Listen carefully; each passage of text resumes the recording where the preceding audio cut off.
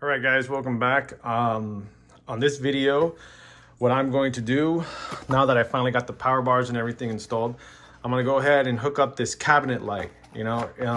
Cabinet lights are like one of the most things that you should always have in order to be able to see things during the night. And even during the day like this, it's still a little bit dark.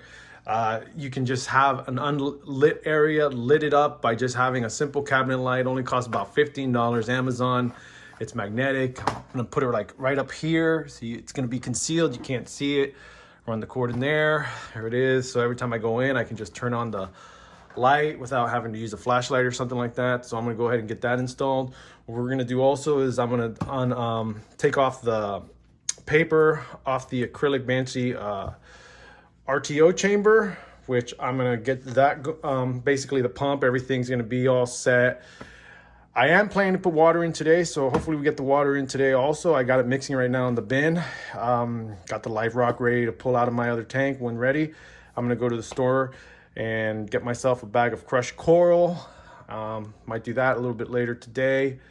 But other than that, we're gonna bore this hole here. So we'll see what we're gonna do, but plan to get that water in today. I really wanna get this water circulating and get everything going. MP10 has still not arrived. It's still early today, and who knows if it comes in. But all right, guys, we'll be back in a bit. Okay, so here's the cabinet light that I'm gonna be installing. You can see here it is here. This is actually the portion that's gonna get lit. You got the controller here. You can actually raise this up and down, so you can raise the intensity of the light. And here's the adhesive strips. Basically what it does is just hook onto these little metal tabs, and I'm just gonna just stick it onto the back here, and then it just simply magnetizes in place. So these are magnetic, and obviously here's the power socket. There's a USB port right there. I'm just gonna go ahead and connect that, boom, and that's it. Powers up, easy. All right. Okay, guys, so now I'm back and I got the cabinet light all hooked up. You can see how much better it looks all lit. It's pretty cool. I got this up here. So with these little adhesive tabs that you see here, I actually put one on the back here. Whoop, there's one on my hand, sorry about that. And put a clip up there. You can see up here, there's the light bar going across. And obviously you see the USB port connected here into the actual power plug, which is there, it is there. So got it into the upper socket just to kind of keep it clean, so it's not like all these wires dangling. I kind of want to keep these for everything else that's going to be coming out through this end here.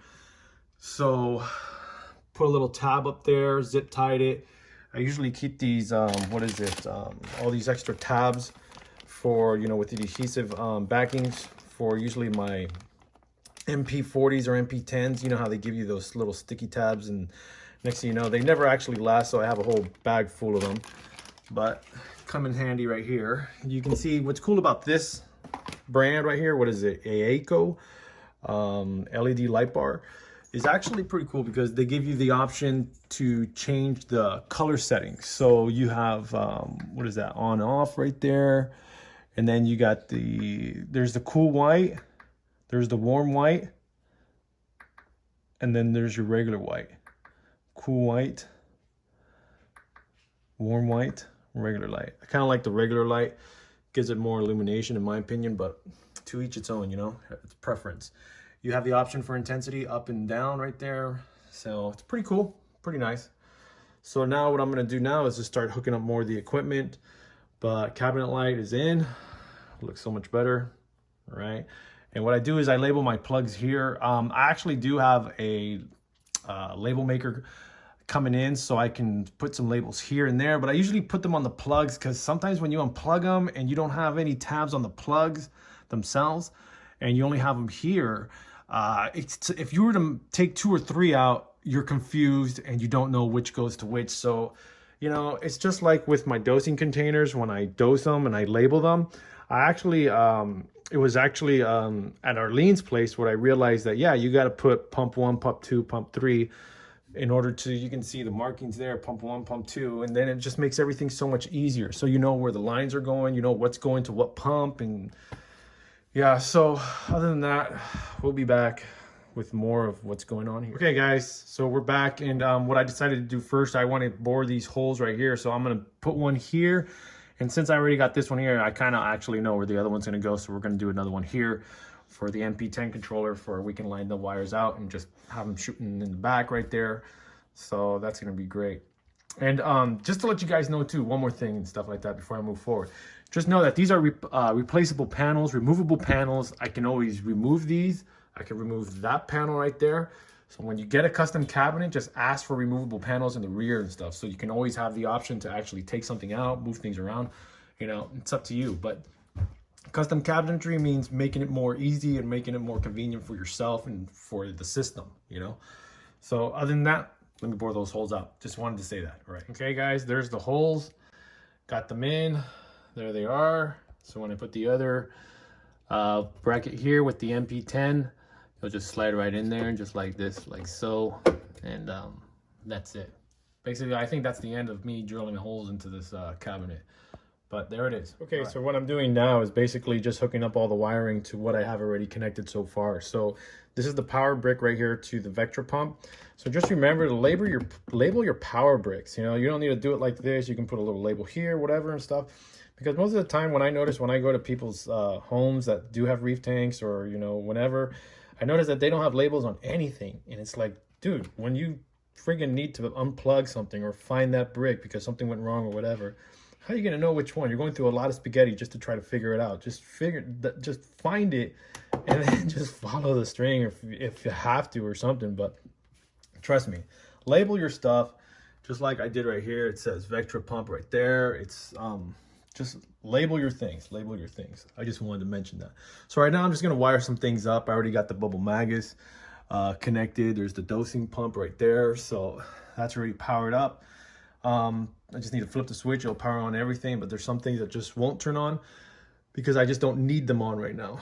So I'm just gonna just wire some things up right now. I'm gonna get the Kessel light wired up and just start getting the chiller connected, a few other things connected, and that's what I'm gonna be doing right now. So let's move on. Okay guys, so I already set the oscillator sensors right there. You can see the float valve switch right there, and the sensor, you know, the water level sensor, the eye. And I'm gonna go ahead and set this pump right here inside here. But before I attach this, I gotta run it in here and then pop it out through there, and then I'll go ahead and connect it. But I already got the power right there. Obviously it's not gonna be on because there's no water in the system. That's already connected, but it's off. It's right here. So getting things powered up and just continuing. All right, guys. So we got the pump already installed inside the RO chamber. You can see there it is. I got the lines out here. Everything's connected. I got the RO line, the water return, gonna come out through here, right here. You can see there. And just bring it over here. You can see how it's just gonna go in. There it is. Simple, nice, clean. And let's keep moving on. Okay, so I got this bulk reef supply titanium heater, 200 watt. I actually have one of these in my bedroom tank where they work really well. I'm gonna go ahead and put that in the sump, and I'm gonna have it ready to connect into the temperature outlet there. But it's not gonna be connected just yet because there's no water in there, and I don't want anything to start heating up because of temperature. So I'm just gonna have it sitting in there until we're ready. Okay, all right guys. Okay, so I got the heater placed in the first chamber where the protein skimmer is gonna be at. The reason why I put that there, you can see with the suction cups, is because I never really like to put it in the return area, because for some reason, if something was to occur where this thing, and it does happen sometimes, where this chamber, if this area here was to get clogged, this chamber here sucks all the water out, and then what's gonna happen is that you're gonna literally maybe have the chance of exposing the heater to just air itself, and then it's gonna start heating. It can melt the acrylic, and then you're gonna have a shitload of problems. Sorry to say that, but so, you know, just for the what if factor, I always keep it in this chamber here, or you can keep it in this chamber here, because of the fact that you always have some sort of water level. You know, you'll never be depleted truly of water. So even if for some reason this was to go down, it wouldn't go past that freaking tail fin of that fish or whatever, that trigger.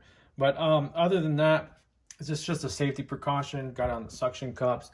There's the cord right there. I'm not gonna obviously connect it. And yeah, all right. Okay, so now I'm gonna be hooking up this Arctica mini chiller. It's a JBJ chiller. And I'm gonna go ahead and hook this up, and very nice little chiller for the job. It's very small, but nice and easy. Arlene has one on her tank. I used to have one on my tanks back then, and it actually does a lot for a little guy. So it can really cool a system down. And I'm gonna go ahead and do that. All right, guys, so this is where the chiller is gonna lie. It's gonna lie on the left side of the tank towards me looking at the system. But I'm gonna obviously have to plug this into a cord. It's gonna extend all the way over there. Needs an extension cord. I put a little bit of a tab right here. I put one tab here, zip tied it so it gives it a flush look, so it's just not one big cord just dangling all over the place. I'm gonna go ahead and put the tubing in. I got the C-Ch pump right here. This is what's gonna feed it back to the system or back to the actual chiller. This is the return. I'm gonna go ahead and hook that up into the return chamber and get the lines all set. So let's do that. Okay guys, so we're back, and you can see the hosing and everything's connected to the chiller. Got the return line and everything connected here.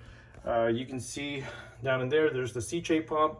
I got zip ties to extension cord lines with tubing just to keep everything nice and tight so it doesn't get any loose and obstruct the RO unit from doing its job. I don't need anything from the float valve to the sensor thinking there's too much water or no water or whatever. So basically this is going to be it for this part in this video. We got everything mounted, drill holes done. The equipment is basically installed. You can see the heater is not connected just for, safety measures until we get the water in. But Arlene did give me a phone call. She really wants to be here with me when I put the water in, because we're not only going to put the water in, we're actually going to put the crushed coral in here, or evernight, whatever we have that's available at this point. We're going to just put in here so the softies can be able to land on and stick to. But that's in a very future video. For now, we're just gonna get the water circulating. We're gonna get everything going, but that's gonna be in the next video, in the next part. She wants to be here also too, to take out the bandsaw and set it up, which we'll put the plexi piece of sheet here and we'll get this connected and everything. But yeah, if I can just show you something really quick, I'm gonna have to put on this filter. If you guys can just bear with me. Let's see here. Okay, I just want you guys to check this out. So there's the lighting, the Kessel. Look at the illumination. I'd rather put the filter on right now and stuff so you guys can see. So that way you guys can kind of see what I'm seeing. But it's a lot lighter than this. I know it looks bluer in the picture, but it actually is a lot lighter than what you see in the picture right now. So there it is. Kessel's on, Kessel's working. All we need is water circulating. We need live rock. We need a fish to start the ammonia cycle. I don't like putting anything dead in there for it to actually for the bacteria to consume. I'd rather just have fish pooping and doing its thing. And we're gonna get that all set up most likely on the next video. So bear with me guys, but yeah, I'm just happy that all of this is connected. Let me take the filter out. Let me turn off this light here. There we go. Yeah, it's gonna be awesome. Something small, it's just like I said, it's nothing big. It's just enough to keep me from having to toss anything in the garbage or just simply just having it lying in the sand bed. I can now put it into another system. Obviously I'm gonna dip before I actually place anything in here, but that's what it's for. So we're almost close to an end. I'm just waiting for the MP10. Protein skimmer still needs to get connected, or basically just put in for now. We're not gonna even turn on the protein skimmer if not needed, but I am gonna turn it on just so it can cycle itself in, break itself in, so there's no overflow in the overflow cup. So, or in the protein skimmer cup, whatever you want to call it. But that's what I'm going to do with that. And then I'm going to shut it down because there's no reason for it to be active right now. There's no reason to have a protein skimmer right now. Carbon, I might actually put some carbon in there just in the beginning, just to filter out anything that might have leached out from vinyl tubing, anything and stuff like that. So I will put a bag of carbon in there just out of safety and precaution. But other than that, that's about it. Next video, we will have water circulating. We will have water circulating. We will have life rock in this chamber here, right here. And it's going to be awesome, guys. It's going to be awesome. And it doesn't take too much to do this. And, you know, it's whatever you guys feel like doing when it comes to the reefing hobby. I enjoy doing this, and I'm actually glad that I can actually start another little build.